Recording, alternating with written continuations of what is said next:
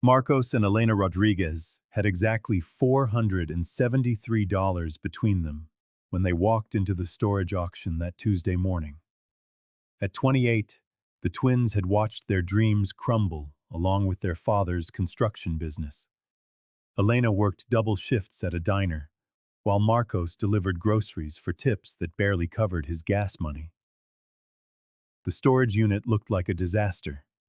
Broken furniture, moldy boxes, and decades of accumulated junk that sent other bidders walking away, shaking their heads.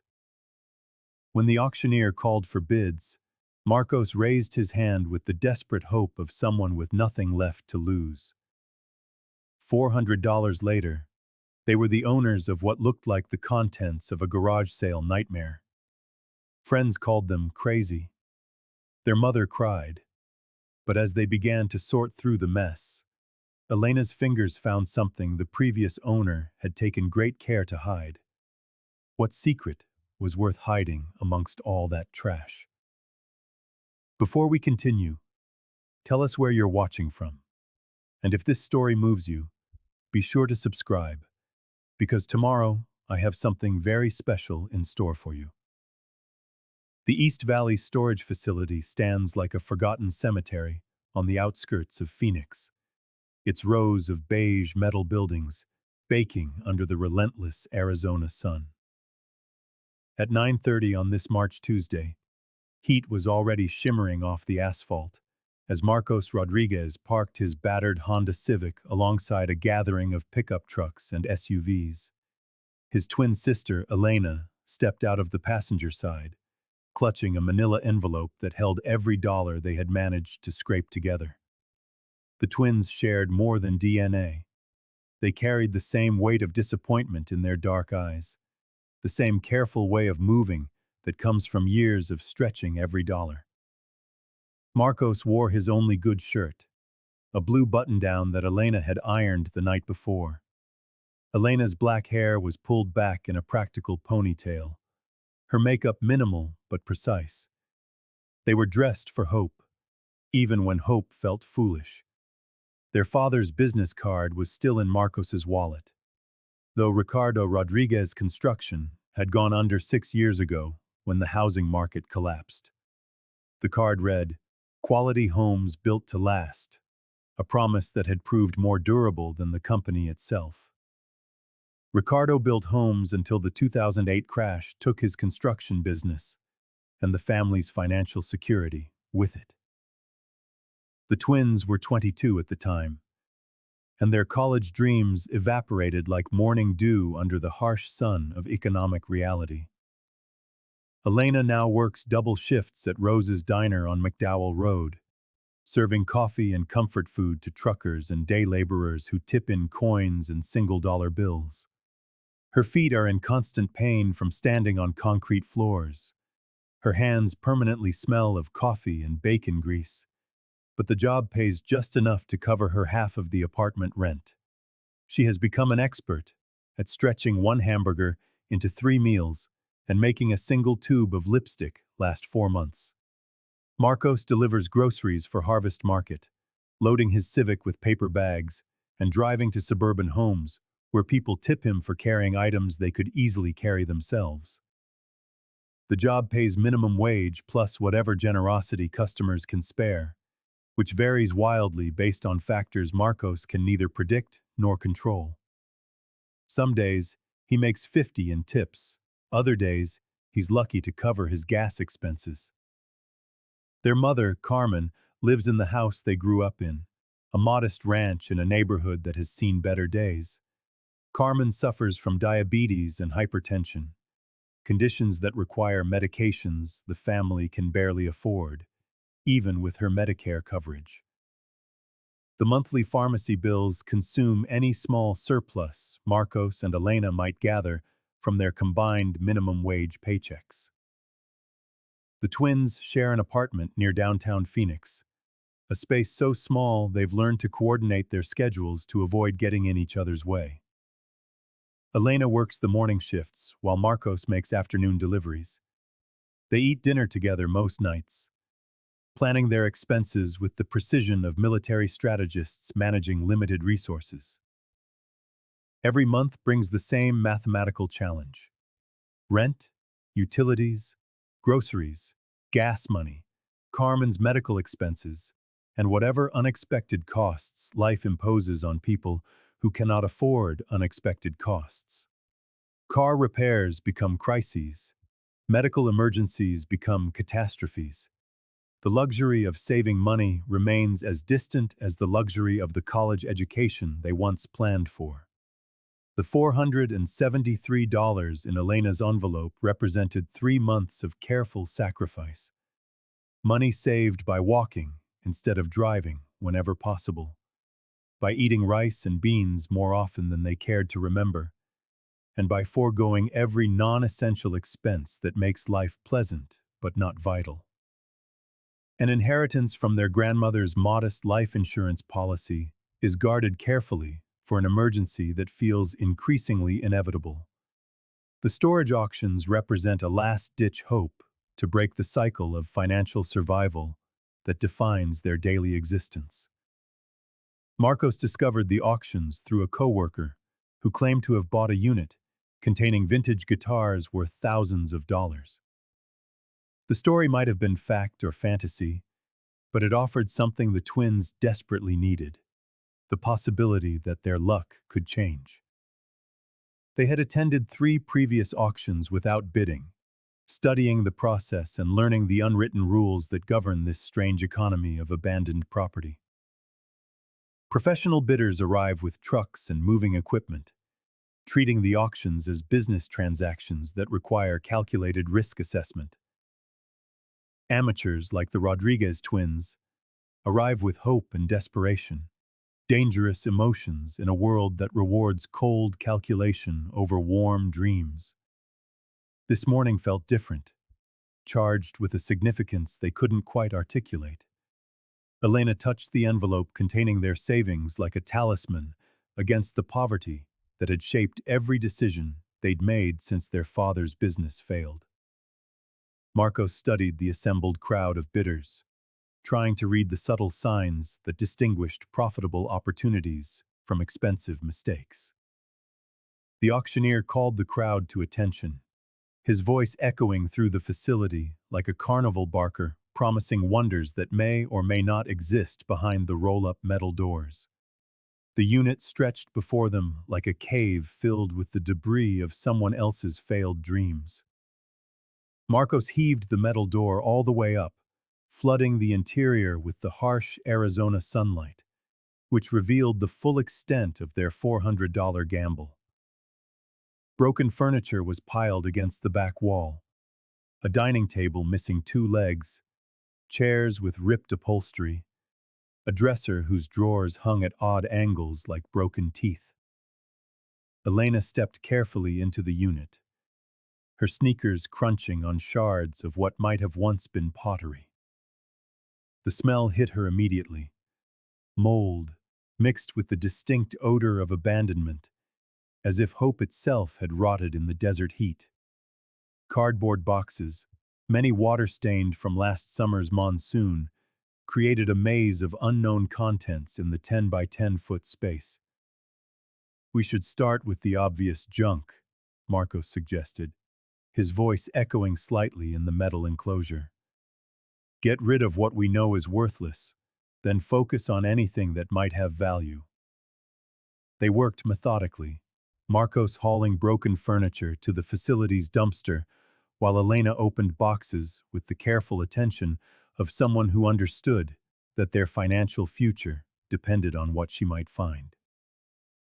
Most of the boxes contained exactly what she expected: old clothes that smelled of mothballs, yellowed photographs of strangers' birthday parties and graduations, paperback novels with cracked spines and missing covers.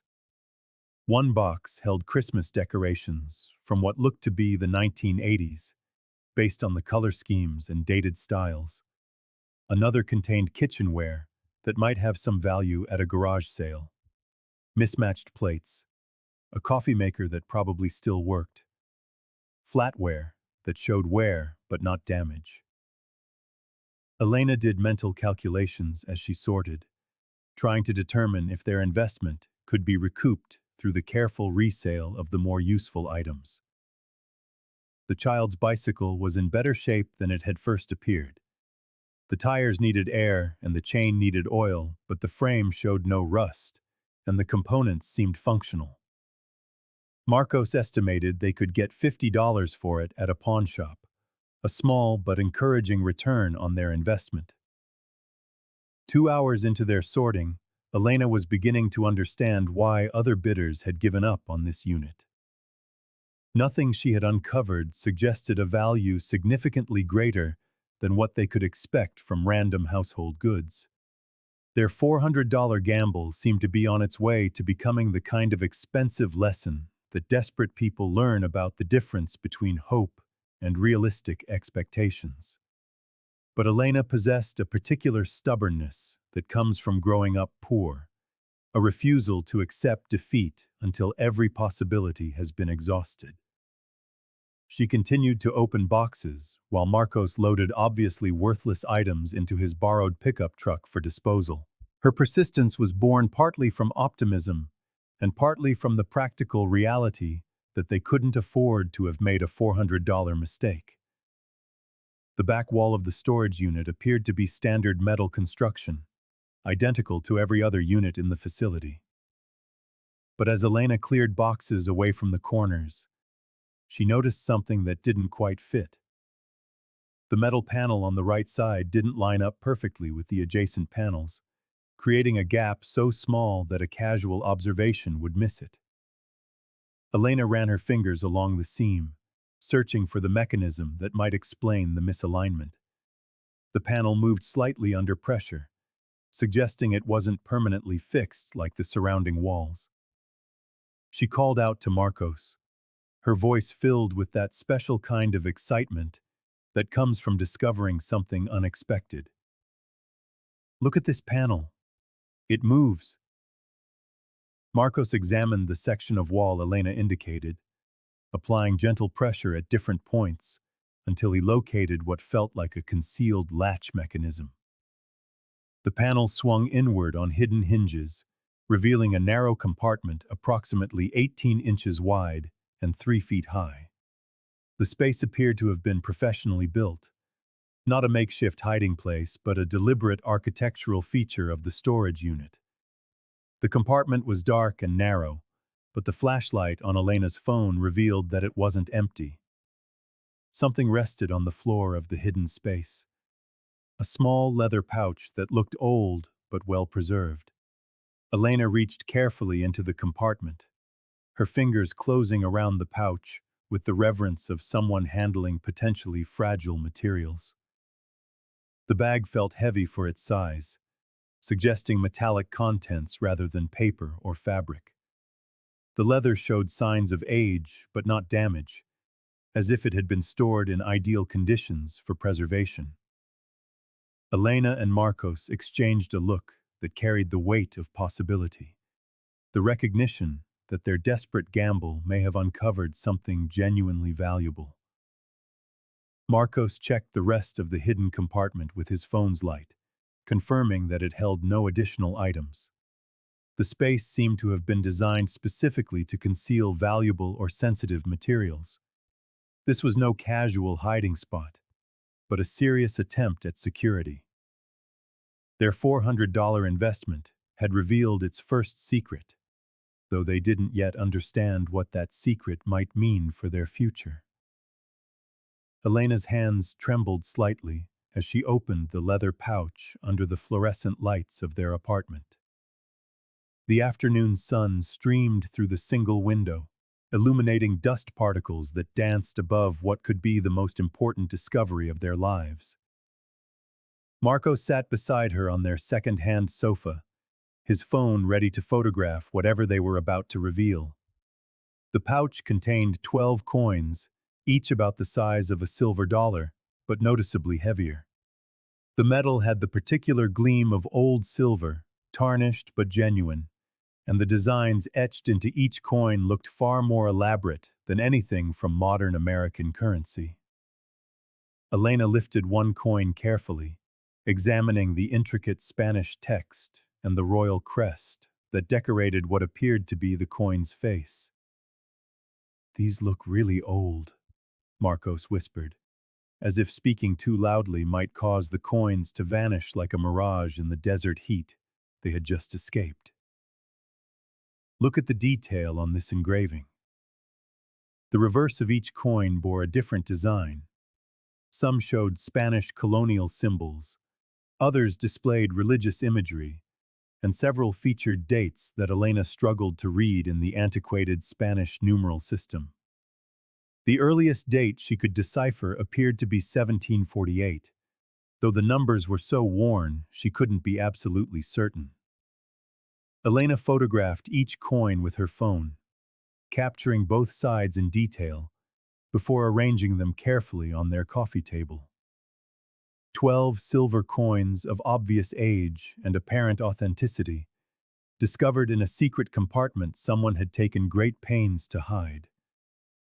The weight of the coins suggested genuine silver content, not the light composition of modern commemorative pieces. Marcos opened his laptop and began searching for information on Spanish colonial coins, typing 18th century Spanish silver coins, Arizona, into the search engine. The results that flooded his screen left him speechless. Dozens of websites dedicated to Spanish colonial numismatics, records of similar coin auctions, and academic articles on Spanish mining operations in what would become the American Southwest. "Elena, look at this." Marcus turned his laptop screen toward his sister. "This site shows Spanish colonial trial pieces from the 1740s.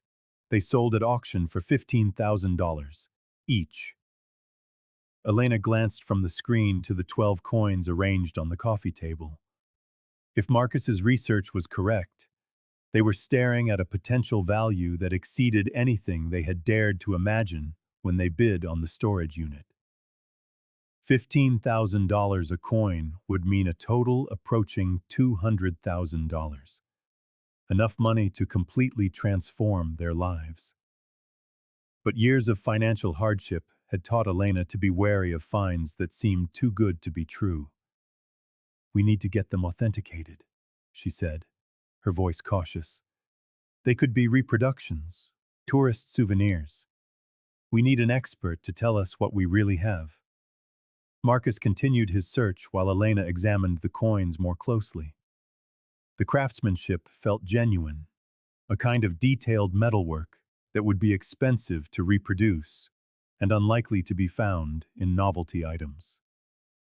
She tapped two coins together, producing the characteristic, high-pitched ring of true silver. Their apartment suddenly felt too small to contain the magnitude of what they might have discovered. Elena walked to the window, gazing out at the Phoenix skyline as she processed the possibility that their desperate $400 gamble might have yielded a return that defied mathematical probability. 12 coins that could represent financial security for their entire family. "I found a coin dealer downtown," Marcus announced. "Morrison Coin and Precious Metals. They specialize in Spanish colonial pieces. Reviews say they're honest with their authentications."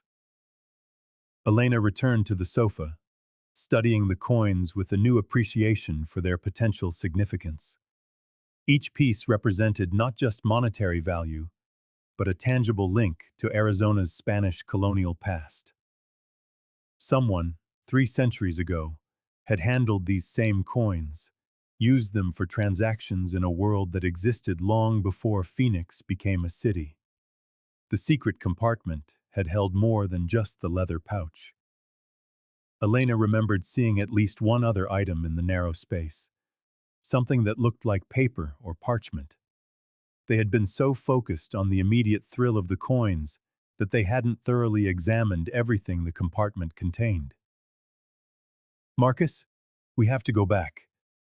There was something else in that compartment." Marcus looked up from his research, his expression shifting from excitement to concern. "The facility closes at 6. We have maybe 2 hours before they lock the gates. Elena carefully returned the coins to the leather pouch, handling each piece as if it might crumble at her touch. Whatever else the secret compartment held had waited years or decades to be discovered. It could wait a few more hours while they secured their first tangible proof that their lives might be about to change in ways they never thought possible. The drive back to the East Valley storage facility felt different now, charged with the electric potential of their discovery. Elena clutched the leather pouch of Spanish coins, while Marcus drove with uncharacteristic patience through the afternoon traffic. Their Honda Civic, which this morning had represented their most valuable possession, now carried a cargo that could be worth more than everything they had ever owned combined. The storage facility seemed almost deserted in the late afternoon heat. Most of the auction winners had already cleared out their units, leaving only a few stragglers loading the last of their items into pickups and trailers. The security guard waved them through the gate with the bored recognition of someone who had seen hundreds of people haul away the abandoned possessions of others. Unit 47 looked strangely smaller now that they had removed the obvious junk. The panel to the hidden compartment stood open like a secret finally ready to be fully revealed. Elena knelt beside the narrow opening, using her phone's flashlight to examine the space more thoroughly than her initial excitement had allowed. The second item rested against the back wall of the compartment, a piece of what looked like aged parchment or heavy paper, carefully folded and wrapped in an oilcloth for protection. She retrieved it with the same reverence she had shown the coins, recognizing immediately that this document had been preserved with considerable care. Marcus spread a clean blanket on the unit's concrete floor, creating a workspace where they could examine the document without risk of damage. Elena slowly unwrapped the oilcloth, revealing a piece of parchment that was genuinely ancient, not artificially aged, but bearing the authentic patina of centuries. The parchment contained a hand-drawn map, rendered in a faded brown ink that might have once been black. The geography showed terrain features depicted with the detailed care of someone who had personally surveyed the landscape. Mountain ranges, valleys, and what appeared to be water sources were marked with symbols that followed Spanish colonial conventions. "This is Arizona," Marcus breathed, recognizing the distinct shape of the mountain ranges surrounding Phoenix. "Look, that must be the Superstition Mountains. And this valley here, this is where we live." The map showed considerably more detail than just general terrain features. Spanish text identified specific landmarks, and a series of symbols seemed to indicate a route across the desert landscape. Some symbols appeared to be traditional cartographic conventions: a north arrow, scale indicators, elevation markers. Others looked more cryptic, possibly referring to landmarks that no longer existed or navigational points that required specific knowledge to interpret. But what struck Elena most was the map's obvious incompleteness. The parchment appeared to be torn or cut along an irregular edge, suggesting it represented only a portion of a larger document. Critical areas of the mapped territory were missing, including what appeared to be the final destination of the route it described. "It's part of a treasure map," Elena said softly, voicing what they were both thinking. "Someone tore this into pieces, and we have one of them." Marcus traced the marked route with his finger, following a path that led from recognizable terrain into areas where the damage to the parchment made details impossible to interpret. The Spanish text included what looked like distance measurements and directional instructions, though the archaic language and faded ink made translation difficult. "Look at this symbol here." He pointed to a distinctive mark that appeared in several places along the mapped route. "It looks like some kind of Spanish colonial trail marker. Maybe they used these to blaze the trail for future reference." Elena photographed the map from multiple angles, ensuring they captured every visible detail before the afternoon light faded. The document's age and the care taken in its preservation suggested significant historical value, even if it didn't lead to an actual treasure. Spanish colonial maps of Arizona were rare enough to interest museums and collectors, but the map's fragmented nature raised obvious questions about the missing pieces. If this document originally showed a complete route to some destination, where were the other sections? Did the storage unit's former owner have the additional pieces, or were they hidden elsewhere, possibly in the possession of people who didn't understand their significance? The map bore a date that Elena could just barely decipher, 1751, making it roughly contemporary with the coins they had discovered. The combination suggested a connection between the artifacts, possibly representing different elements of the same historical event or expedition. As the afternoon shadows lengthened across the storage unit, Elena carefully rewrapped the map in its protective cloth. Two discoveries in one day: Spanish colonial coins and a fragment of a treasure map that seemed to show routes through the Arizona desert. Their $400 gamble had uncovered secrets that someone had taken great pains to hide, preserve, and protect. The Phoenix Public Library's microfilm collection occupied a forgotten corner of the building's second floor, where rows of old machines hummed quietly like mechanical insects.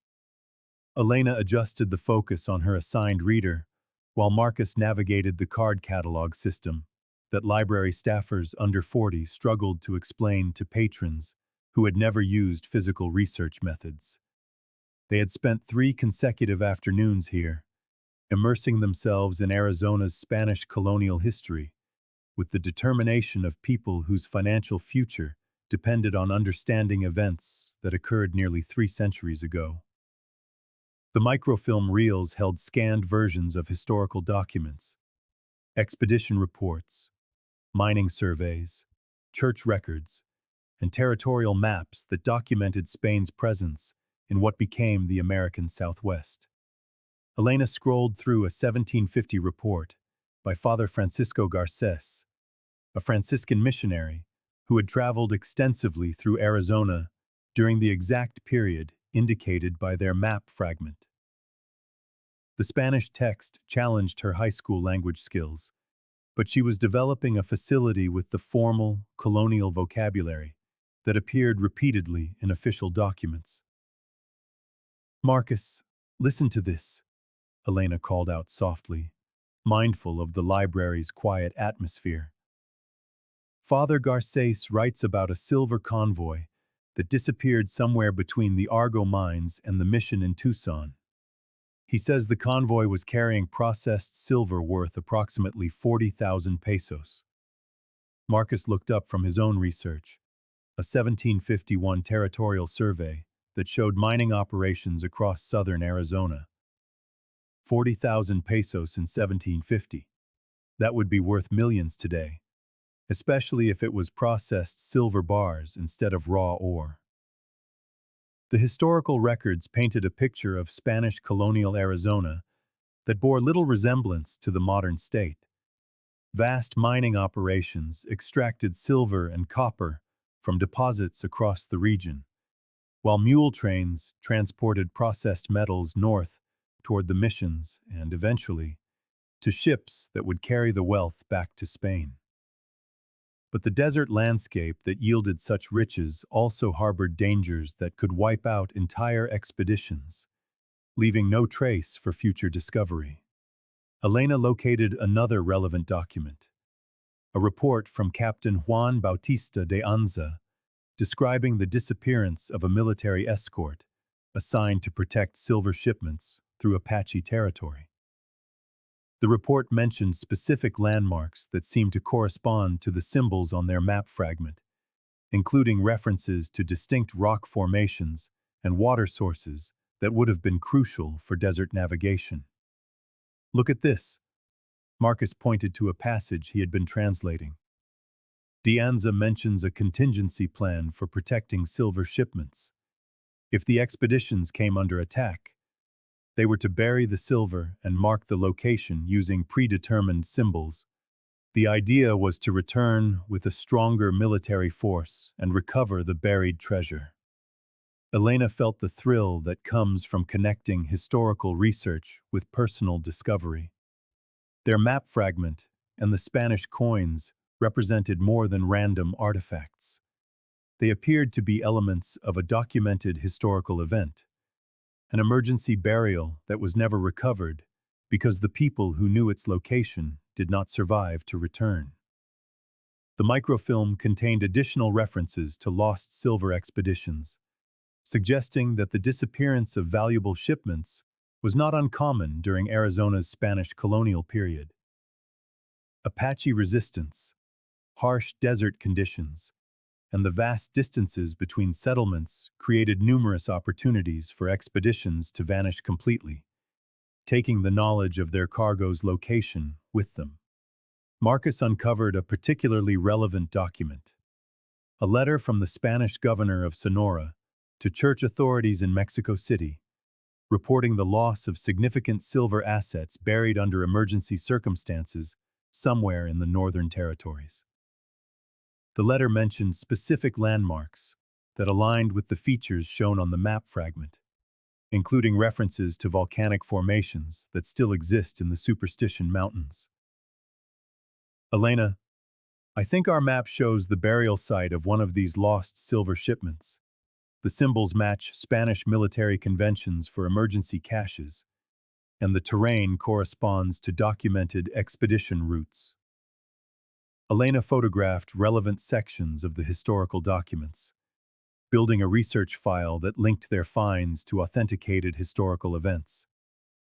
The Spanish colonial period had produced countless legends about treasure, but their discoveries seemed to refer to actual, documented incidents rather than folklore or wishful thinking. The afternoon's research session yielded one crucial piece of information. Father Garcés mentioned a distinct rock formation called La Águila del Diablo, the Devil's Eagle, that served as a landmark for Spanish expeditions traveling through the area now known as the Superstition Mountains. The priest's description of the formation matched a symbol that appeared prominently on their map fragment. As the library's closing time approached, Elena carefully returned the microfilm spools to their storage boxes. 3 days of research had transformed their random discovery into something that felt historically genuine. The Spanish coins and map fragment were artifacts from documented expeditions that carried real treasure across the Arizona desert. Their $400 bid at a storage auction had uncovered evidence of a buried Spanish colonial treasure that, according to historical records, was never recovered. But the microfilm research also revealed why such treasures remained lost. The Arizona desert had claimed countless lives over the centuries, including those of people who possessed knowledge that died with them. The storage unit office smelled of old coffee and photocopier toner, its wood-paneled walls decorated with notices about payment policies and safety regulations. Janet Kellerman, 54, manages East Valley Storage with the seasoned efficiency of someone who has learned to navigate the complex emotions tied to people's abandoned belongings. She's worked here for 8 years, long enough to recognize the difference between genuine curiosity and a line of questioning that signals trouble. Elena and Marcus sit across from Janet's desk, trying to appear casual as they probe for information that might betray the importance of their discovery. Elena had rehearsed their approach. They needed to learn about the locker's previous owner without revealing they had found something valuable enough to complicate legal ownership. "We were just curious about the unit's history," Elena explains carefully. "We found some old papers with a name on them and thought the family might want them back. You know, family photos, personal documents." Janet turns to her computer screen, her fingers tapping as she scrolls through rental records stretching back several years. Unit 47, she murmurs. That was rented by a Harold Morrison. He paid regularly for 3 years, right up until he stopped last fall. We sent the usual notices, but we never heard back from him or any family. Marcus leans forward, his expression a mask of rehearsed concern. Did something happen to Mr. Morrison? We wouldn't want any valuable family papers to be thrown out if there are relatives who might want them. Harold passed away last October, Janet says, her voice taking on the compassionate tone she's perfected for discussing deceased tenants. Heart attack. From what I heard, his daughter came by afterward to ask about his things, but she said the family couldn't afford to keep paying rent on the unit. So it went to auction. Elena and Marcus exchange a fleeting glance, both grasping the implications of Janet's words. Morrison had died without telling his family about the locker's hidden contents, taking the knowledge of his hidden treasures with him. The daughter who visited the facility had no idea what her father had concealed within the collection of seemingly worthless junk. Do you remember anything specific about Mr. Morrison? Marcus asks. What kind of person was he? Janet's expression softens with the kind of fondness that develops between people who share brief but regular interactions over long periods. Harold was a nice man, quiet, very organized. He'd come by every few months to check on his unit, always paid his rent on time. He seemed like the type who took care of the things that mattered. Did he ever mention what he kept in there? He said it was research materials and family items. Nothing unusual in that. A lot of people store boxes of papers and records they don't want at home but can't bring themselves to throw away. Elena gently presses for more. Research materials? Was Mr. Morrison some kind of scientist or professor? I think he was retired, but he mentioned being interested in local history, Arizona mining heritage, the Spanish colonial period, that sort of thing. He struck me as the type to spend his retirement on hobbies he never had time for while he was working. The description fits perfectly with what Elena and Marcus had discovered. Morrison was an amateur historian who had somehow acquired Spanish colonial artifacts and had taken great care to hide them in his storage unit. His death had eliminated the one person who knew about the secret compartment and its valuable contents. Janet pulls a file folder from a cabinet, retrieving Morrison's original lease agreement and contact information. His daughter's name is Patricia Morrison Wells. She lives in Scottsdale. I think she seemed genuinely sad she couldn't keep her father's things, but she said the family just couldn't justify the storage costs for what looked like boxes of old papers. Marcus copies down Patricia's contact information, though he's unsure if reaching out to Morrison's family will help their situation or complicate it. The legal ownership of a storage unit's contents transfers to the auction winners, but the discovery of valuable artifacts hidden by the previous owner creates potential ethical obligations that extend beyond strict legal requirements. Did Mr. Morrison ever work with anyone else on his research? Marcus asks. Any partners or collaborators who might have known about his projects? Janet shakes her head.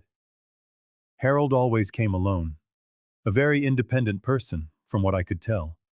He mentioned research trips to various historical sites in Arizona, but I got the impression it was a solitary hobby. As they leave the storage office, Elena and Marcus process the information Janet provided. Morrison was a serious amateur historian, one who possessed a deep knowledge of Spanish colonial treasures hidden in the Arizona desert.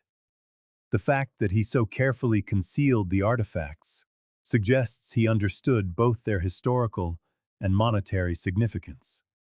But Morrison's death has created an information gap, one that could be crucial to understanding what they've found. The artifacts represent just one piece of a larger puzzle, and the person who best understood that puzzle took his knowledge with him when he died. Patricia Morrison Wells lives in a modest ranch house in North Scottsdale, surrounded by the kind of xeriscape landscaping that marks Arizona's suburban adaptation to desert life.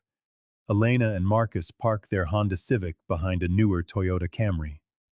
Both vehicles seem out of place in a neighborhood where most driveways feature luxury SUVs and sports cars. Patricia answers the door with the cautious cordiality of someone who has learned to be wary of unexpected visitors. At 43, she carries herself with the efficient grace of a working mother, juggling multiple responsibilities with little time for complications.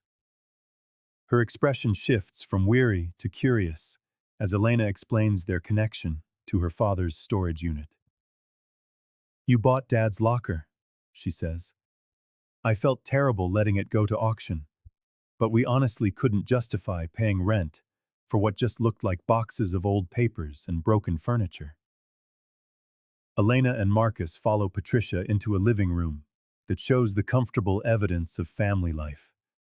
Children's backpacks are piled near the front door, homework is scattered across the coffee table, and family photographs cover most of the fireplace mantel. Patricia clears away toys and school papers to make room on the sofa. "We found some things that might have been important to your father," Marcus explains carefully. "Personal research materials that seemed too significant to just be thrown away. We thought you might want them back." Patricia's expression is a mix of gratitude and confusion.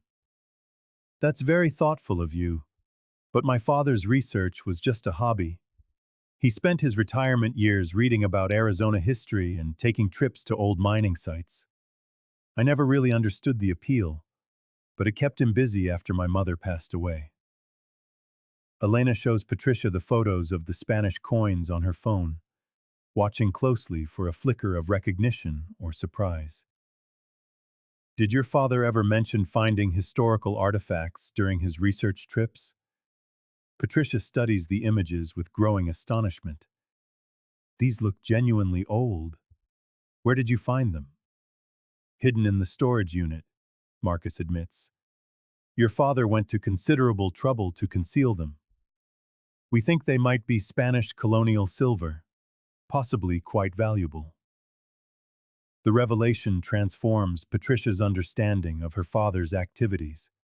She rises from the sofa and walks to a bookshelf filled with volumes on Arizona history.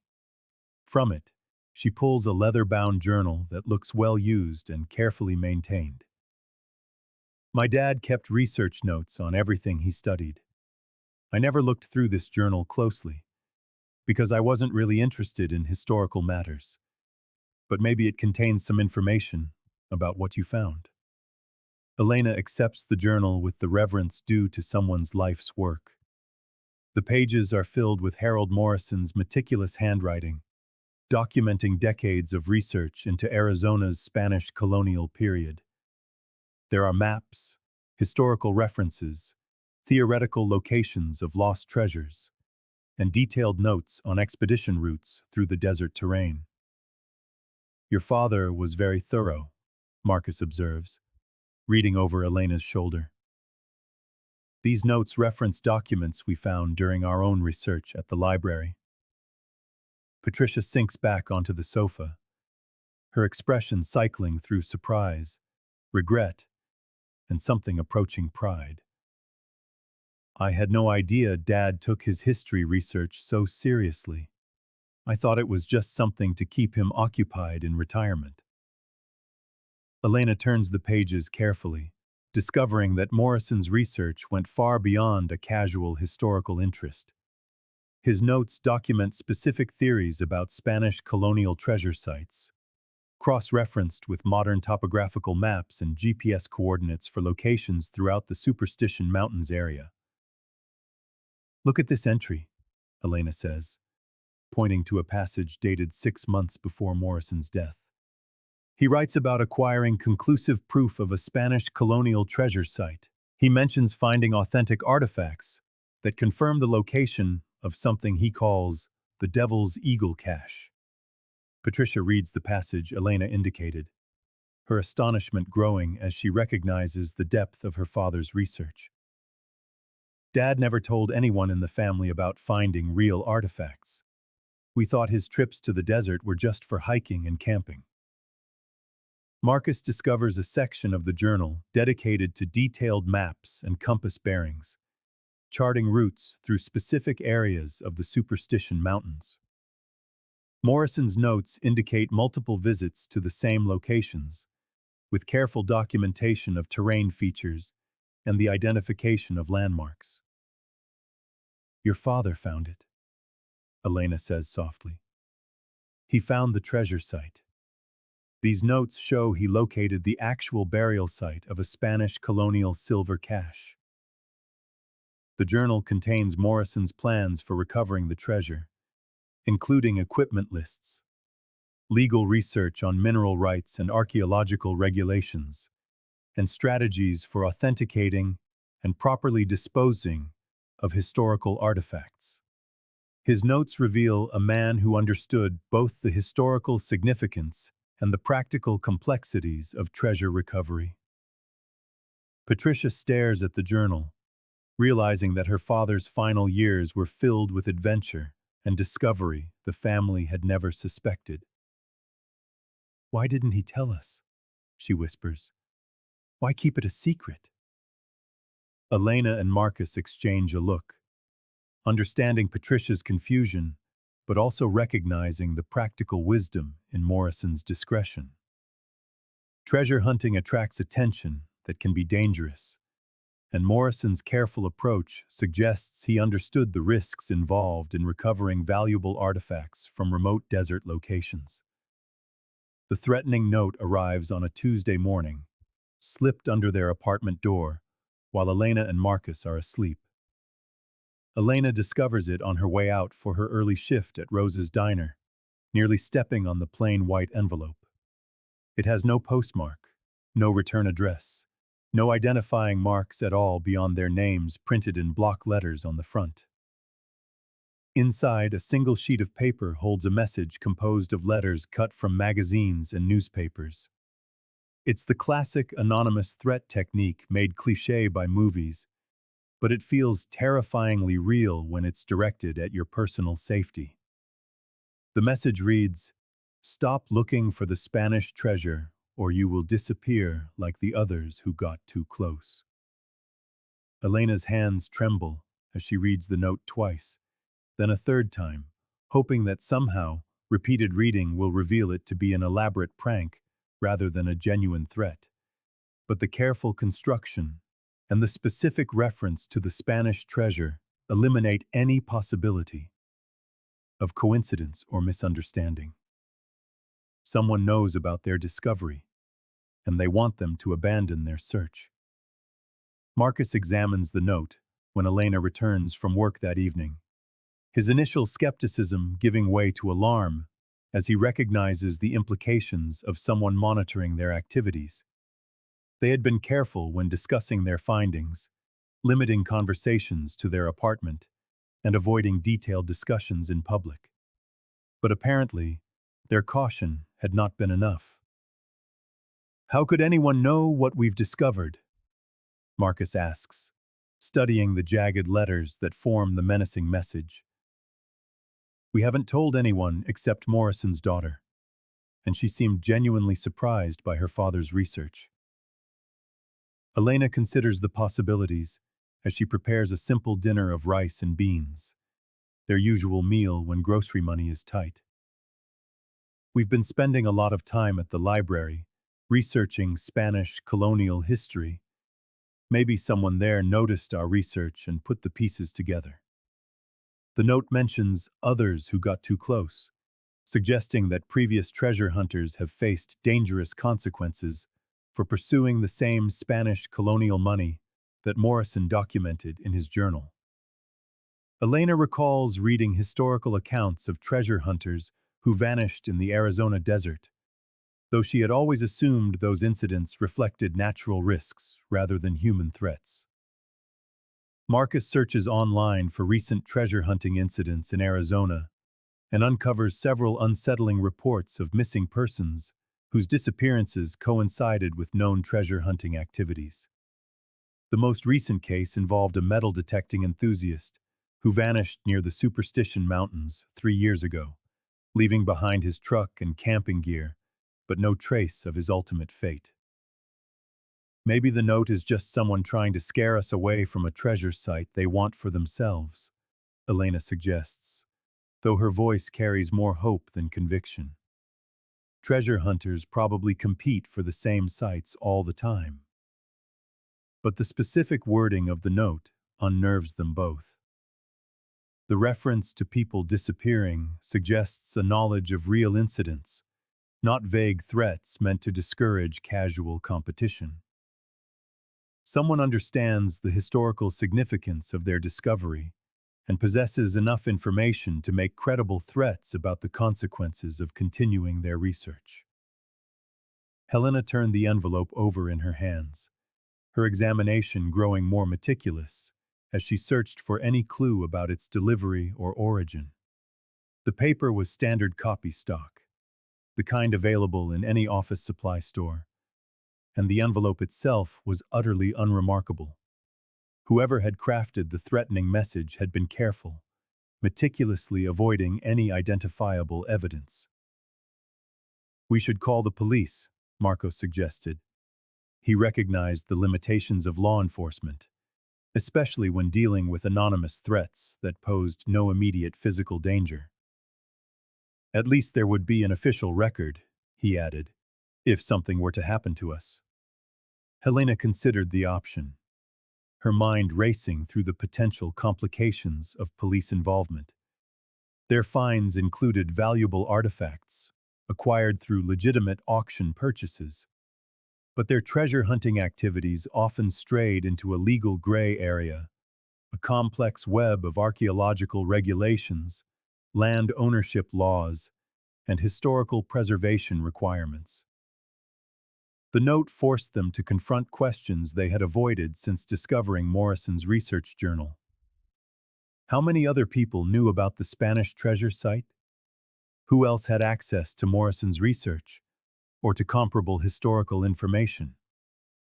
And more importantly, what had happened to the previous treasure hunters who pursued the same prize Morrison spent years documenting? Their apartment suddenly felt less secure, vulnerable to the surveillance or intrusion of people with unknown capabilities and undefined motives. Helena double-checked the locks on the door while Marcos inspected the windows, both silently acknowledging that their ground-floor studio offered minimal protection against a determined intruder. The note was more than a threat. It was confirmation that their discoveries had attracted the attention of someone who considered the Spanish treasure worth protecting through intimidation or violence. Their $400 gamble at the storage auction had evolved into something that could put their very lives at risk if they continued to pursue the knowledge Morrison died before he could reveal. The threatening note rested on the coffee table like a malevolent presence as Helena and Marcos debated the decision that could either transform their lives or end them. 3 days had passed since its delivery. 3 days of looking over their shoulders and jumping at unexpected sounds.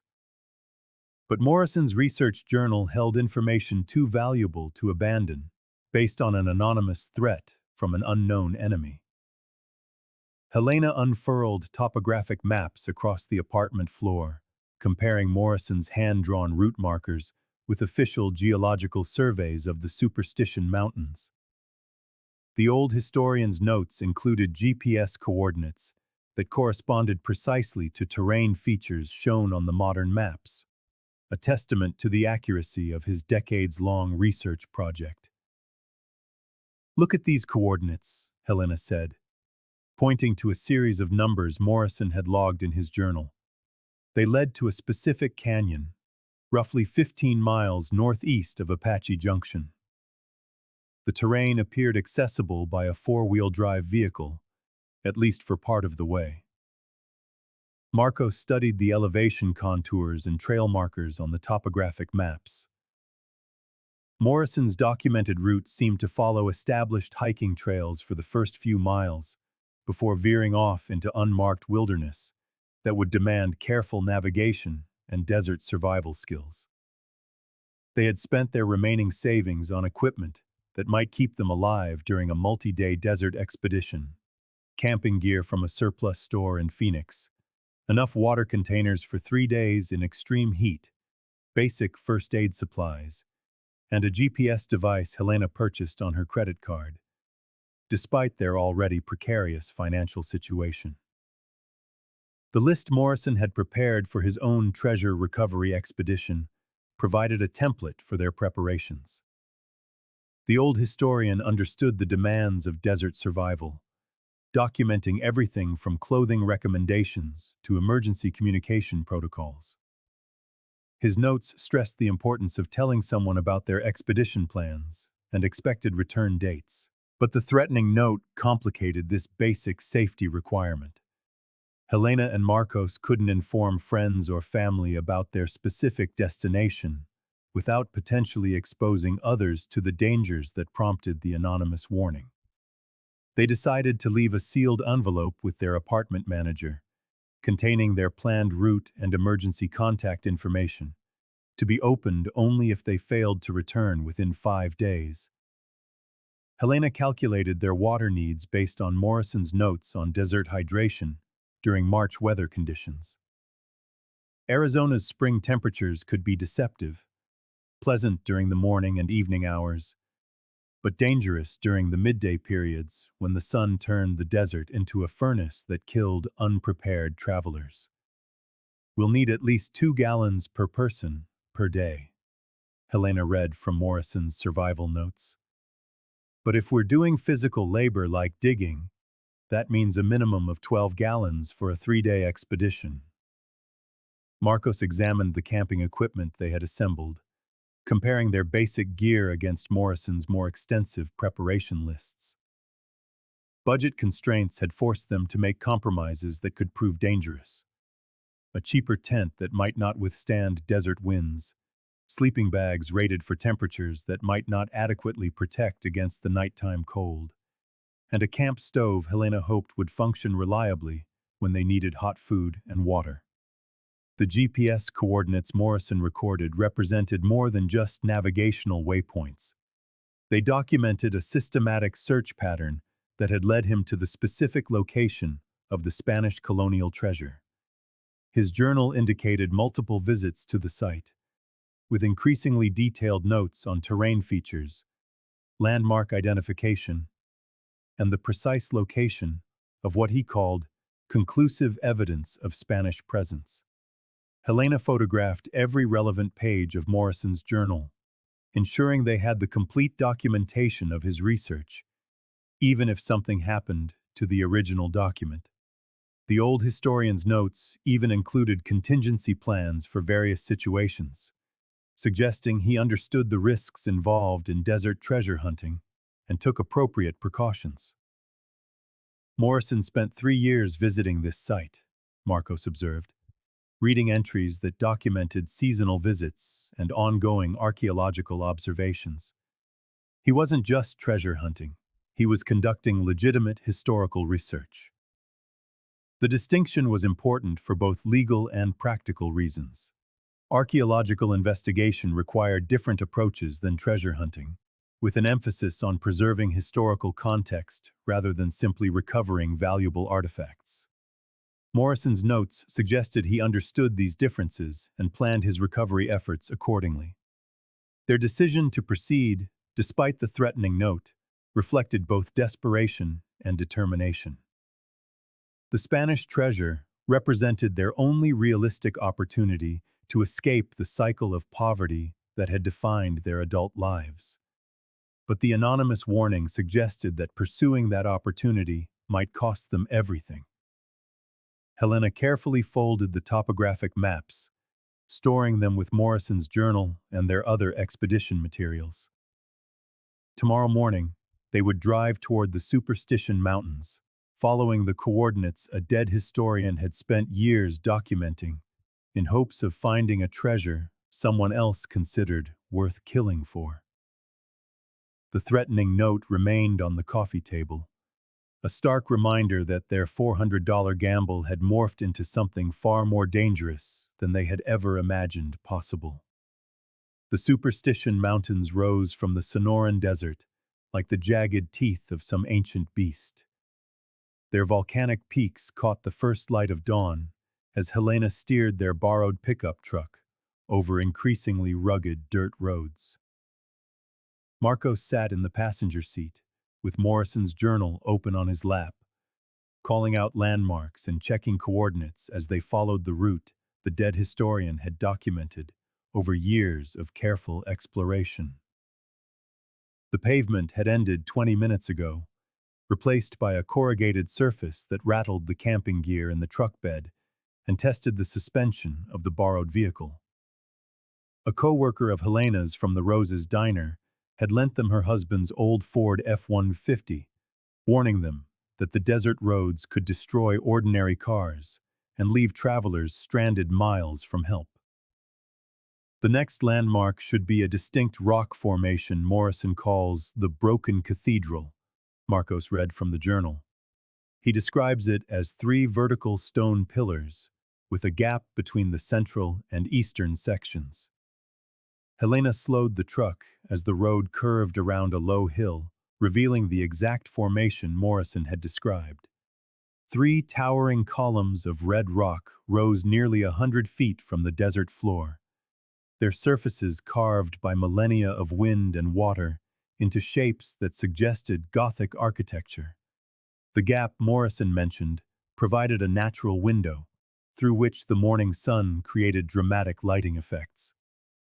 They parked beside the formation and compared their GPS readings with the coordinates Morrison had recorded. The match confirmed they were following his route precisely. A growing sense of isolation washed over Helena as they pushed deeper into a wilderness that saw few visitors at any time of year. Cell phone coverage had vanished an hour ago, leaving them dependent on the GPS device and Morrison's carefully documented navigational notes. Marco stood on the truck's running board to photograph the rock formation, documenting their progress, while Helena studied Morrison's description of the next segment of the route.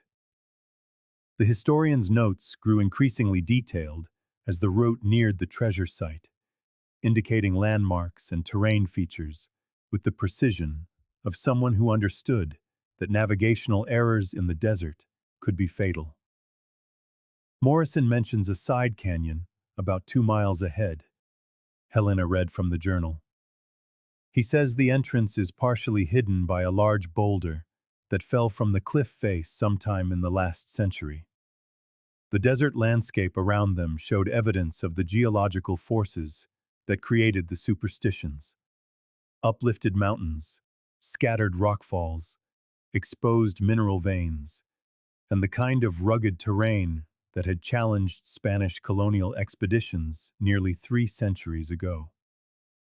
Helena understood why treasure hunting in this environment attracted people with both patience and détermination, but she also recognized why so many treasure hunters had vanished without a trace. They drove slowly along what Morrison optimistically called a road, but which more closely resembled a dry riverbed strewn with rocks large enough to damage the truck's undercarriage. Helena engaged the 4-wheel drive system and slowed to a walking pace, following tire tracks that might have been left by Morrison's vehicle or could represent other visitors with unknown intentions. The side canyon Morrison described appeared exactly where his notes indicated, its entrance almost completely hidden by a house-sized boulder that had fallen from the cliff above. Helena parked the truck in the shade the boulder provided, knowing the vehicle's dark paint would absorb enough heat during the day to make the metal surfaces untouchable by afternoon. Marcos unfolded a slip of paper from Morrison's journal, a hand-drawn map showing the interior of the hidden canyon, complete with distance measurements and compass bearings the old historian had recorded during multiple visits. The map indicated a specific spot about half a mile inside the canyon where Morrison had found what he called definitive Spanish colonial markers. Helena shouldered a backpack filled with water, first aid supplies, and the metal detecting equipment they had purchased with their last remaining credit. The threatening note had made them paranoid about the possibility of being followed, but the isolation of their current location gave them some confidence that they had made it this far undetected. The canyon entrance felt cooler than the open desert, shaded by sheer walls that rose more than 50 feet on either side. Morrison's map showed the canyon following a winding course that concealed its interior from casual observation, creating a hidden valley that the Spanish colonial expeditions might have used for temporary encampments or emergency supply caches. 20 minutes into the canyon, Marcos stopped beside a boulder that bore what appeared to be carved symbols, geometric shapes and directional arrows that looked nothing like natural geological features or modern graffiti. The style of the carving matched the illustrations in Morrison's journal, confirming they had found the Spanish colonial markers that had guided the historian to his final discovery. Helena photographed the carved rock from multiple angles, documenting the symbols that represented the first tangible evidence of a Spanish presence in this remote location. The markers validated Morrison's research, while also pointing them toward the treasure that had justified his years of patient investigation.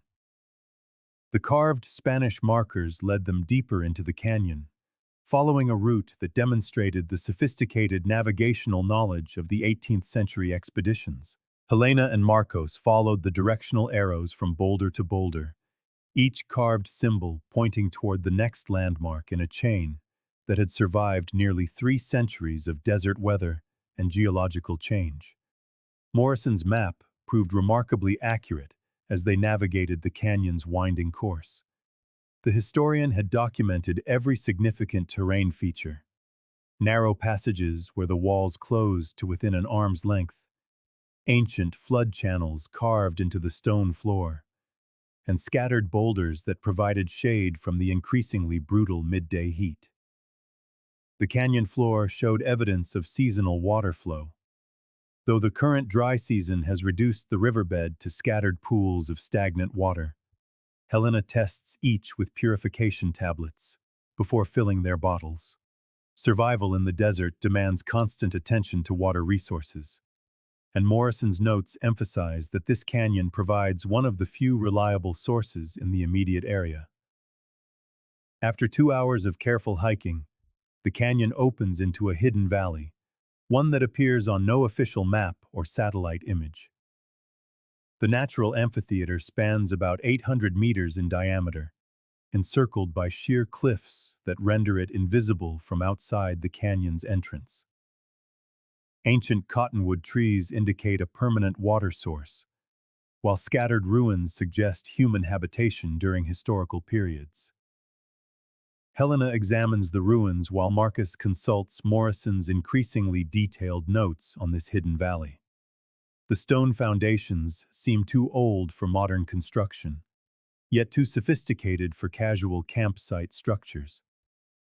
Morrison's research identifies them as the remains of a Spanish colonial way station, a temporary supply depot used by mining expeditions traveling between established settlements. "Look at this," Marcus calls, drawing Helena's attention to a passage in Morrison's journal. He writes of finding evidence of an emergency occupation: hastily buried supplies, defensive positions, signs that people stayed here far longer than originally planned. The implications align with their library research on Spanish expeditions that vanished during the 1750s.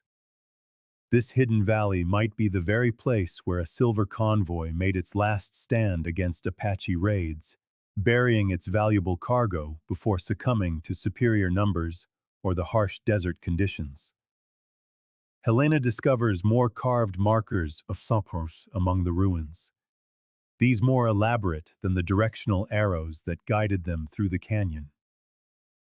Spanish colonial symbols indicate specific locations within the valley: water sources, defensible positions, and what appears to be a burial site marked near the base of the eastern cliff wall.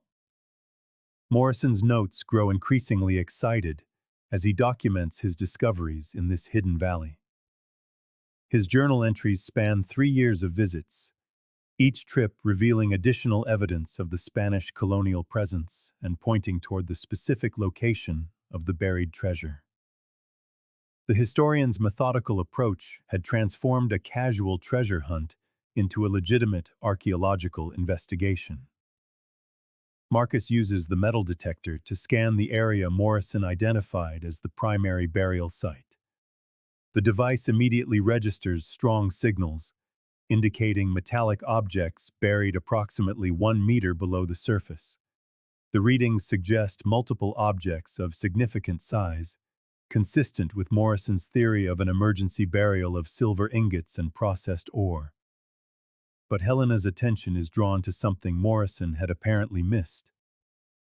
A small object, partially exposed by recent erosion, lies near the marked burial site. She carefully extracts what appears to be a silver medallion. It is tarnished but intact, bearing Spanish colonial religious imagery and text that identifies it as belonging to a Franciscan missionary. The medallion bears an inscription that Helena struggles to translate. Father Francisco Garces, Mission San Xavier del Bac, 51. The name matches the historical records they researched at the Phoenix Library. Father Garces was the missionary who reported the disappearance of silver convoys in this very area during the 1750s. Marcus.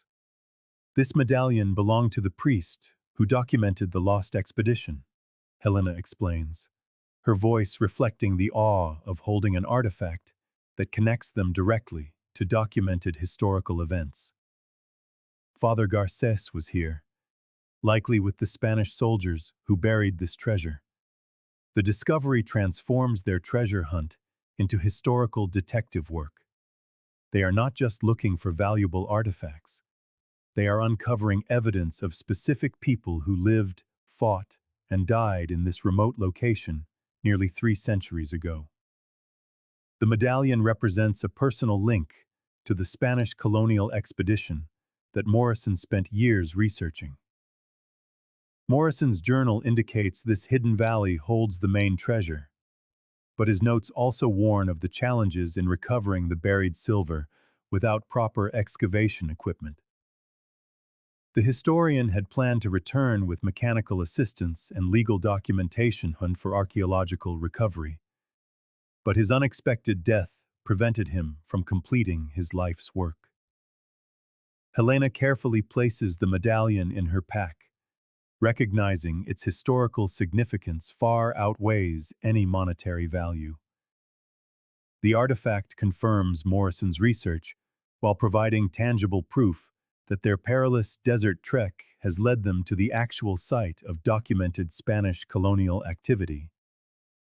The sound of approaching vehicles reaches them just as they begin to excavate the area where the metal detector registered its strongest signals. The mechanical rumble echoes off the canyon walls, growing louder as multiple engines navigate the rocky terrain that challenged their own approach hours earlier. Helena grabs Morrison's journal and shoves it into her pack, while Marcus switches off the metal detector and quickly covers the shallow hole they'd started.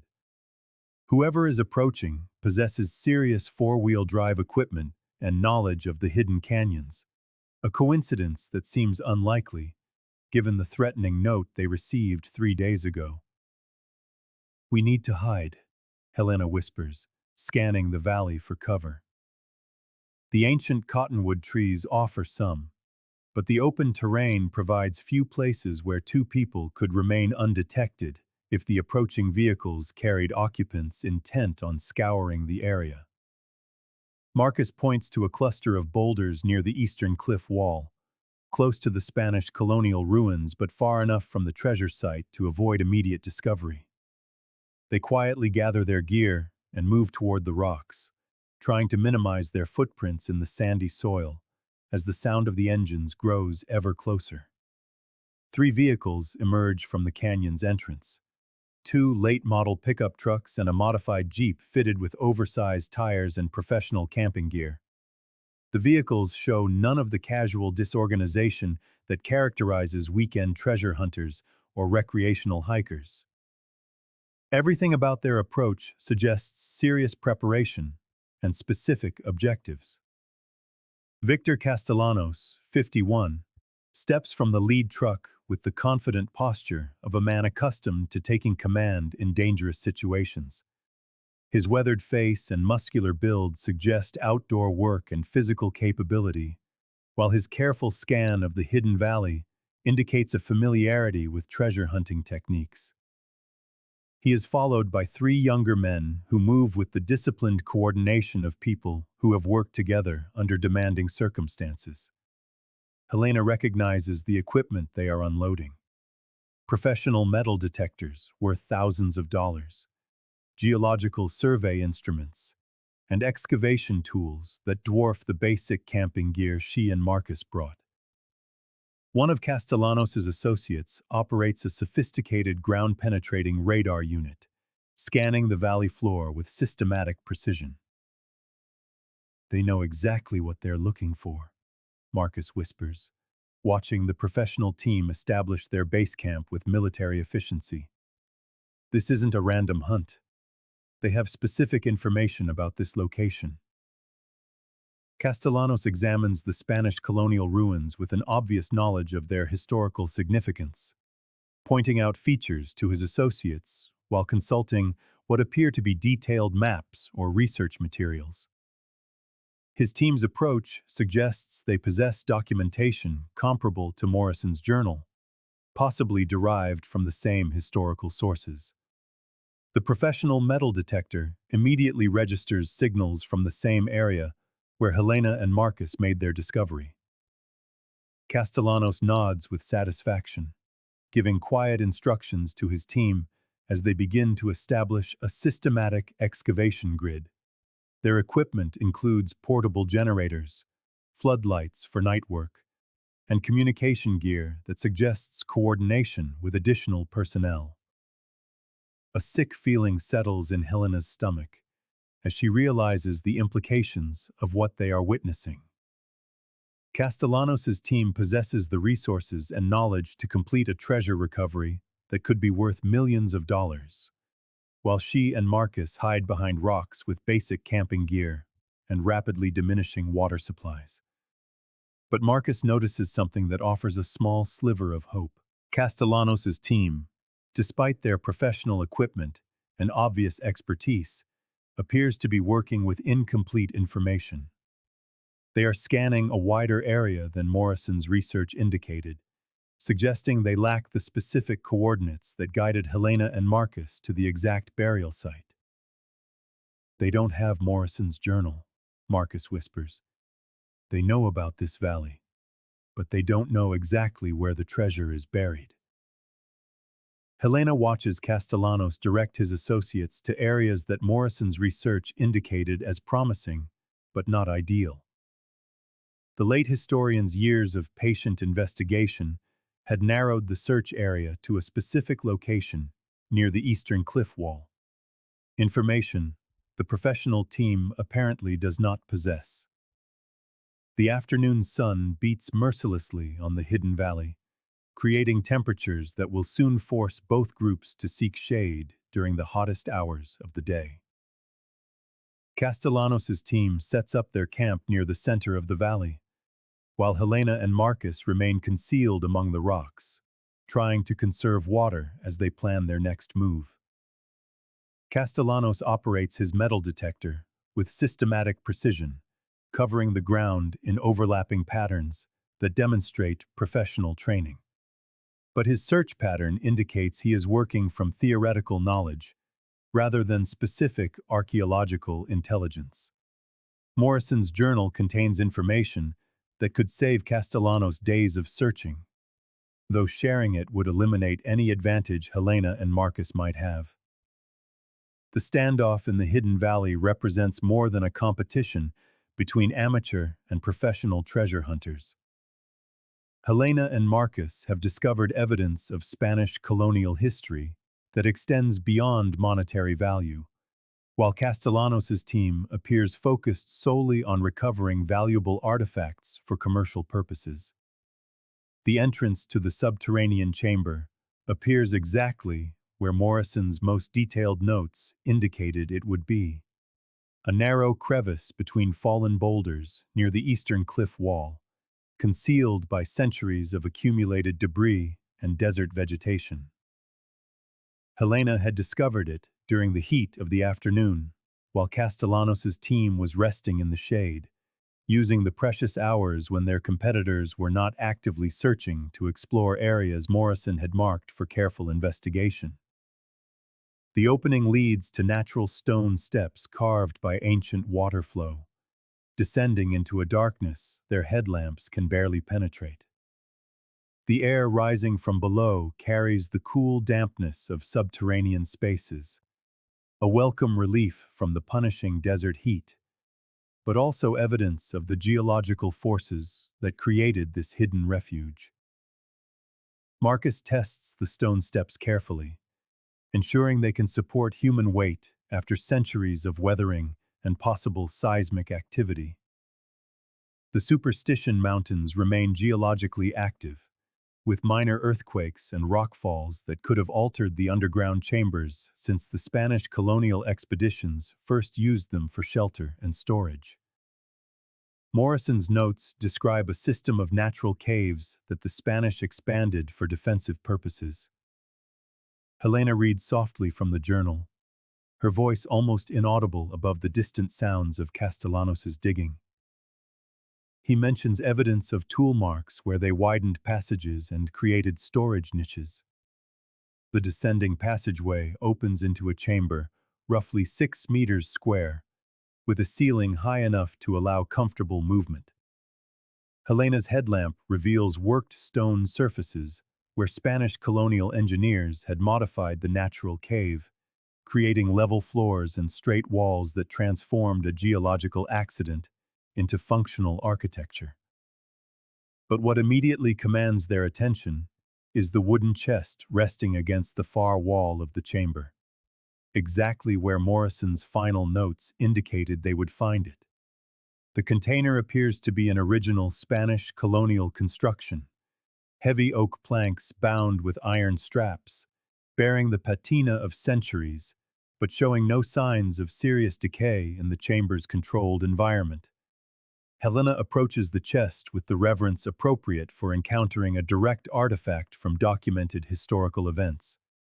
The iron lock mechanism shows signs of having been forced, likely by the Spanish soldiers who needed quick access to its contents during their last, desperate hours in the hidden valley above.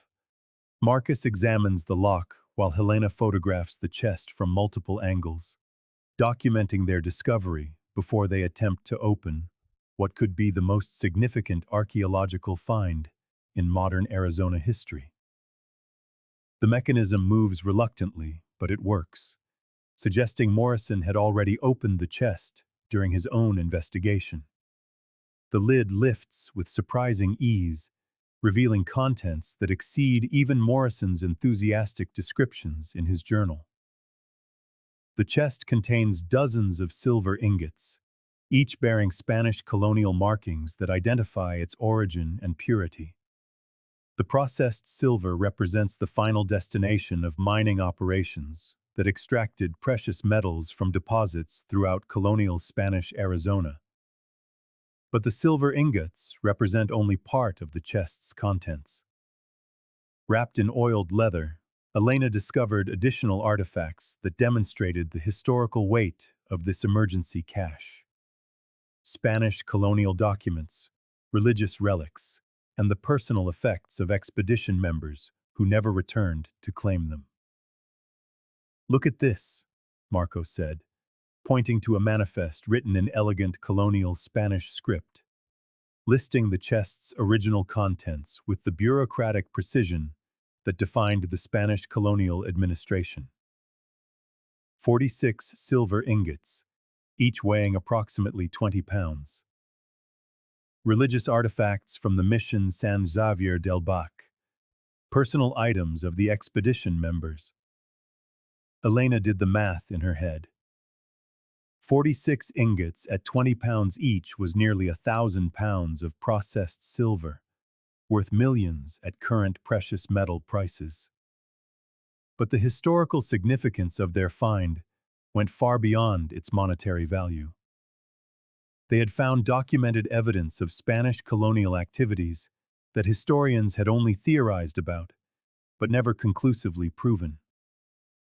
Morrison's journal contained detailed notes on the chest's contents, suggesting the historian had thoroughly documented it during previous visits.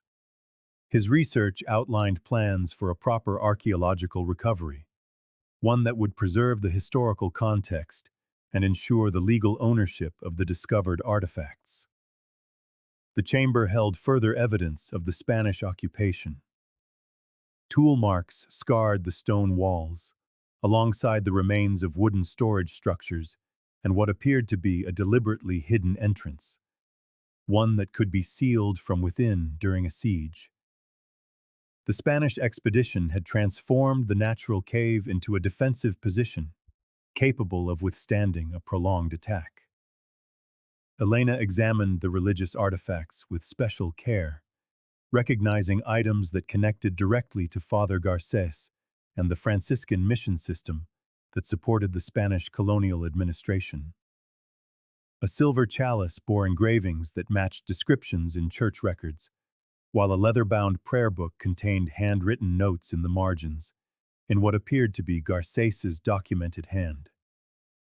But their inspection of the treasure chamber was cut short by sounds from above. Castellanos's team had discovered the hidden entrance and had begun their descent into the subterranean system. Elena and Marcos faced a critical decision: confront the professional treasure hunters or attempt to flee with as many artifacts as they could carry.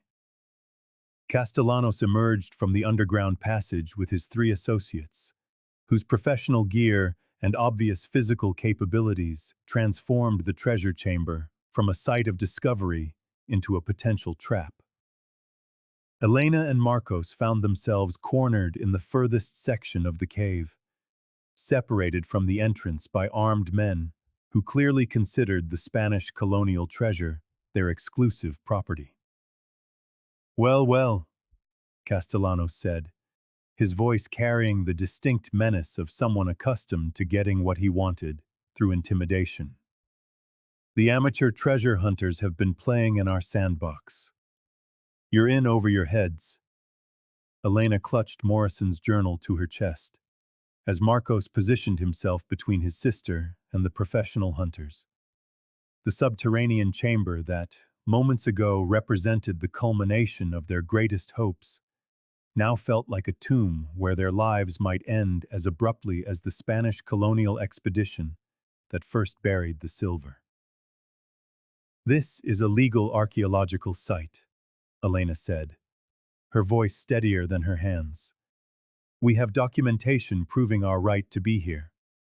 Castellanos laughed with genuine amusement. "A legal archaeological site? Sweetheart, this is the middle of nowhere. No one will ever find your bodies if you disappear. Just like that metal-detecting enthusiast who got too curious about the Spanish treasure a few years back." But Elena produced a document from Morrison's journal, a legal deed the late historian had acquired through careful research and strategic property purchases. The document proved that Morrison had obtained legitimate mineral rights to the area containing the hidden valley, rights that had been transferred to Elena and Marcos when they purchased the contents of his storage unit through a legal auction.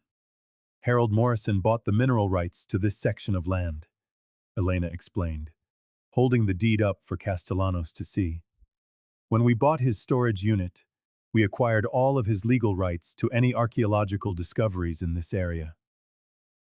Castellanos studied the document with obvious frustration, recognizing that Elena might have a legitimate legal standing that complicated his plans of simple theft and intimidation. The deed bore official county seals and notarization that would be difficult to contest in court, assuming anyone survived to seek legal remedy. "You think a piece of paper is going to protect you out here?" Castellanos asked, but his tone carried less confidence than before. "Accidents happen to treasure hunters all the time. Deserts are dangerous places for people who don't know what they're doing."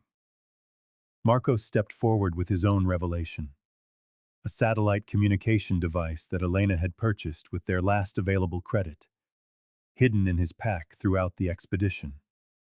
The device had been transmitting their GPS coordinates to a monitoring service every 2 hours, creating an electronic trail that would lead investigators directly to their location if they went missing. "Our location and activities are being monitored," Marcus announced. "If we don't check in on schedule, search and rescue teams will know exactly where to find us." The satellite communicator was their insurance policy against the very situation they now faced.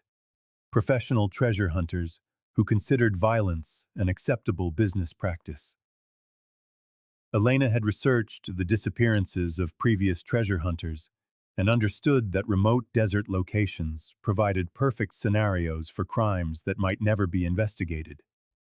Castellanos conferred quietly with his associates, clearly reconsidering his approach in light of the legal documentation and electronic monitoring that complicated his original plans. The professional treasure hunters possessed superior equipment and physical capabilities, but Elena and Marcos had prepared for a confrontation with methods that went beyond simple intimidation. "Here's how this is going to go," Castellanos finally announced. "You're going to share all the information you have on this location, and we're all going to work together to recover this treasure professionally. Everyone gets a fair share based on their contribution to the operation." Elena recognized the proposal as a stalling tactic, while Castellanos developed alternative strategies to eliminate witnesses and claim the entire treasure for his team.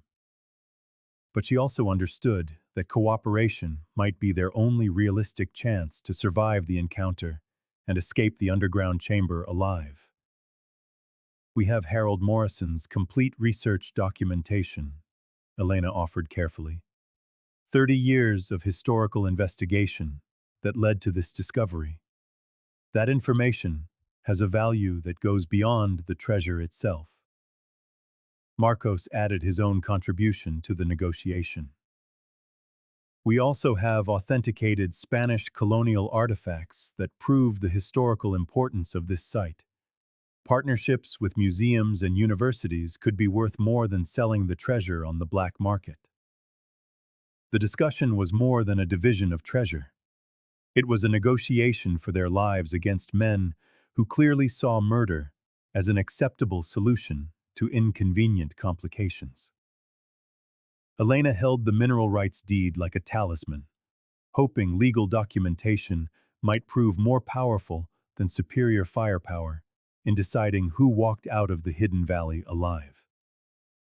As Castellanos argued with his associates over how to handle witnesses who possessed legal documentation and electronic monitoring, Elena activated the emergency satellite phone. The device connected to emergency services, despite their remote location, transmitting their GPS coordinates and a distress signal that would bring authorities to the hidden valley within hours. "This is Elena Rodrigues reporting an emergency situation in the Superstition Mountains." She spoke clearly into the satellite phone, while Marcos held Morrison's journal and the mineral rights deed, ready for a swift evacuation. "We are being threatened by armed treasure hunters at coordinates 33.428 north, 111.996 west." Castellanos lunged toward Elena, trying to snatch the satellite phone before she could complete the emergency transmission. But Marcos intercepted him, using camping equipment as improvised weapons. Elena continued to broadcast their situations to the emergency dispatchers, who were already sending search and rescue teams to their location. The subterranean chamber descended into chaos as Castellanos' associates tried to contain the situation by force. But the Spanish colonial treasure chamber, designed centuries ago as a defensive position, offered Elena and Marcos advantages their attackers hadn't anticipated. Narrow passages and stone alcoves created choke points where superior numbers became less effective. Elena grabbed several smaller silver ingots from the Spanish treasure chest, stuffing them into her backpack, along with Morrison's journal and the religious artifacts that proved the historical significance of their find. The items were evidence that could change their lives, even if they escaped with only a fraction of the total treasure. Marcos created a diversion by igniting the propane canister from their camp stove, filling the chamber with flammable gas that forced everyone to immediately evacuate the subterranean space. The tactic bought Elena and Marcos crucial seconds to reach the stone steps leading back to the surface. Though Castellanos' team followed close behind, the hidden valley looked different in the late afternoon light, with shadows from the canyon walls creating opportunities for camouflage that hadn't existed during the morning hours. Elena and Marcos ran toward the canyon entrance, hoping to reach their truck before Castellanos' team could organize an effective pursuit across the desert terrain. But their borrowed Ford truck was disabled, its tires slashed and engine components removed by Castellanos' associates during the hours Elena and Marcos had explored the underground chamber. The vehicle was their only reliable transportation back to civilization, and its sabotage left them stranded in the desert, a potentially fatal situation without proper preparation. Elena activated the satellite phone again, updating emergency services on the change in their situation, while Marcos gathered essential supplies from the broken-down truck. Water containers, a first aid kit, and navigation tools could mean the difference between survival and becoming another missing persons case the desert collected annually. Emergency services, this is Elena Rodrigues with an update. Our vehicle has been disabled, and we are being pursued on foot by armed individuals. We need immediate assistance at the coordinates I provided earlier. The satellite phone crackled with static as emergency operators coordinated a multi-agency response. Sheriff's Department helicopters, search and rescue units, and federal agents who handled crimes on public lands. But the nearest responders were still hours away, leaving Elena and Marcos to survive the immediate dangers on their own. Castellanos and his associates emerged from the subterranean chamber, their professional gear now focused on tracking two amateur treasure hunters who possessed evidence that could expose their illegal activities to law enforcement. The pursuit across the desert terrain favored the team with superior equipment and better physical conditioning. Elena led Marcos toward the narrow slot canyon that had granted them their original access to the hidden valley, hoping the confined space might neutralize some of Castellanos' advantages while providing defensible positions where they could delay the pursuit until help arrived. Morrison's journal contained detailed maps of the canyon system that could provide escape routes unknown to their pursuers. The satellite phone continued to transmit their location data even when Elena wasn't actively communicating with emergency services, creating an electronic trail that would guide rescue teams directly to their position. The device was their lifeline, though its battery life was becoming critical as the afternoon shadows stretched toward nightfall. Marcos discovered additional equipment in Castellanos' vehicles: professional camping gear, communications equipment, and maps that suggested the treasure hunting operation extended beyond this single site. The evidence could prove invaluable to a police investigation, assuming Elena and Marcos survived to testify about what they had witnessed. Their escape from the hidden valley was more than a flight from immediate danger. It was a race between amateur treasure hunters with legitimate legal claims and professional criminals who considered homicide an acceptable business practice.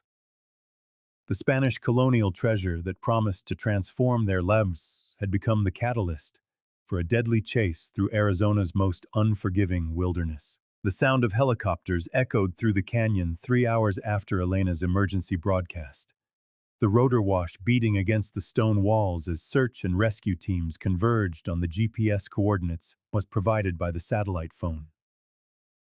Elena and Marcos were huddled in a defensive position among the rocks where they had discovered the first Spanish colonial traces, exhausted but alive after evading Castellanos' pursuit through increasingly treacherous terrain.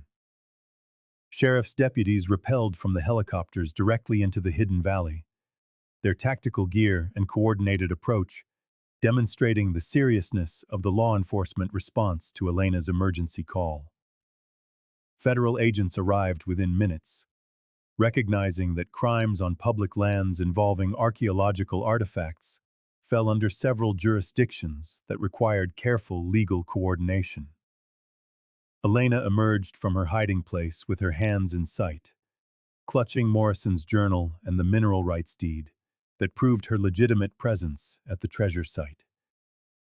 In the stark light of the desert, documentation became the crucial dividing line.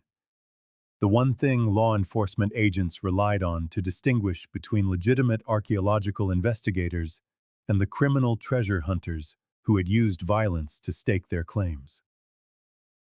"I'm Elena Rodrigues.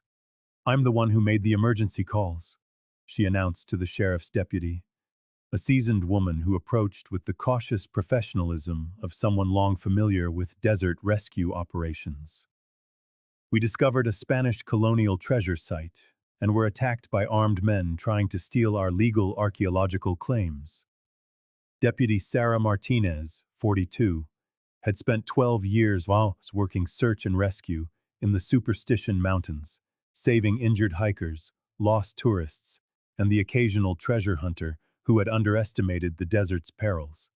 But Elena's case was unprecedented, a legitimate archaeological discovery complicated by criminal interference and documented threats against civilian researchers. As federal agents examined the artifacts Elena and Marcus had collected during their brief time in the subterranean treasure chamber, Marcus provided additional details about Castellanos' crew. The Spanish colonial artifacts represented significant historical discoveries, requiring authentication by professional archaeologists and museum experts. "These silver ingots appear genuine," observed Dr. James Whitfield, a 58-year-old archaeological consultant who frequently assisted law enforcement with artifact-related crimes. "The markings and metallurgy are consistent with Spanish colonial mining operations from the 1750s. The treasure chamber itself was now a crime scene, demanding meticulous documentation by multiple agencies. Federal agents photographed the Spanish colonial chest and its contents, while archaeologists worked to preserve the historical context, a context that Castellanos' team, focused solely on monetary recovery, would have obliterated. Elena's satellite phone transmissions had provided authorities with a real-time account of the confrontation, including voice recordings of Castellanos' threats and his admissions about previous treasure hunters who had vanished under similar circumstances. The electronic evidence supported serious criminal charges that went far beyond simple theft or trespassing. But Castellanos and his associates had vanished into the desert, abandoning their vehicles and equipment to flee on foot through a terrain they knew better than the responding officers. Professional treasure hunters possess desert survival skills and local knowledge that could help them evade capture for extended periods. Dr. Whitfield examined Morrison's journal with growing astonishment, recognizing the depth and precision of the late historian's research. Harold Morrison had conducted legitimate archaeological investigations, meeting professional standards. His documentation provided a historical context that elevated the endeavor from a treasure hunt to academic research. The legal complexities surrounding Elena and Marcus's discovery required careful navigation of federal, state, and local jurisdictions. Archaeological finds on public lands typically belong to government agencies, But Morrison's purchase of the mineral rights created ownership claims that would have to be settled through legal proceedings.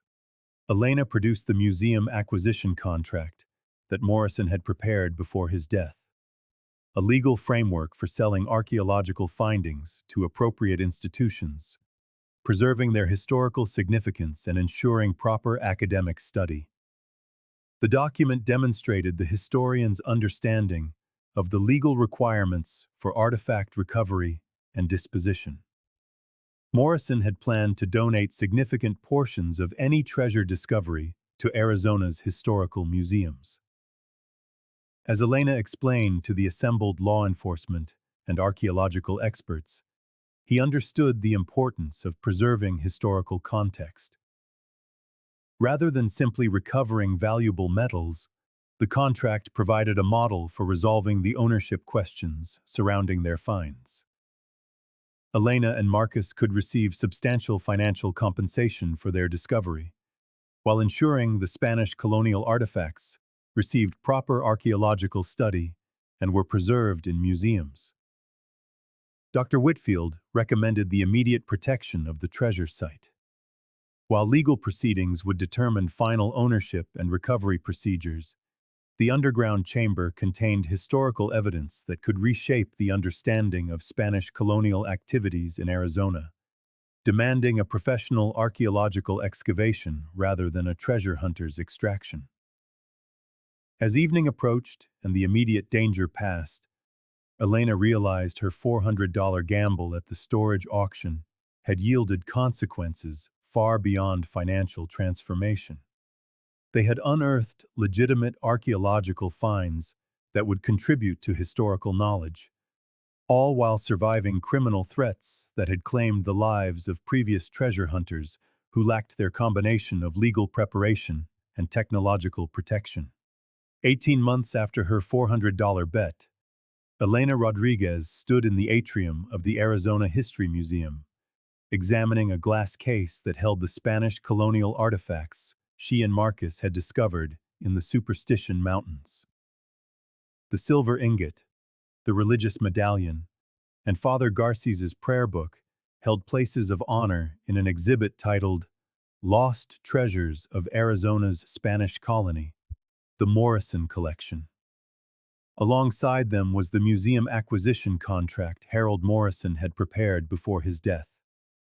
It had provided the legal framework that transformed Elena and Marcus from desperate minimum-wage workers into respected figures in Arizona's archaeological community. Their financial settlement with the Arizona Historical Society exceeded $2 million, ensuring the Spanish colonial artifacts received the academic study and public exhibition they deserved. Marcus now ran their new business, Rodrigues Historical Research Services, from a comfortable office in downtown Phoenix, where they helped other amateur historians and treasure hunters navigate the legal and archaeological complexities of artifact discovery. Their company specialized in bridging the gap between the enthusiasm of treasure hunting and legitimate historical investigation, preventing the kind of criminal conflicts they had endured with Castellanos' crew. Elena had returned to school, pursuing a master's degree in southwestern archaeology, while working part-time at the museum as a specialist in Spanish colonial history. Her thesis research focused on the very expedition that had buried the treasure she and Marcus found, using Morrison's documentation and her own discoveries to reconstruct events that occurred nearly 3 centuries ago. Their mother, Carmen, now lived in a comfortable house in North Phoenix, her medical conditions properly managed through the health insurance Elena and Marcus could now provide. The family's financial security represented more than a personal transformation. It demonstrated how unexpected opportunities could reshape lives when met with careful preparation and moral consideration. The business license hanging on Marcus's office wall represented their official recognition as legitimate historical researchers, rather than amateur treasure hunters. The document authorized them to conduct archaeological investigations under proper supervision, closing the loop that Harold Morrison had pioneered between passionate pursuit and academic methodology.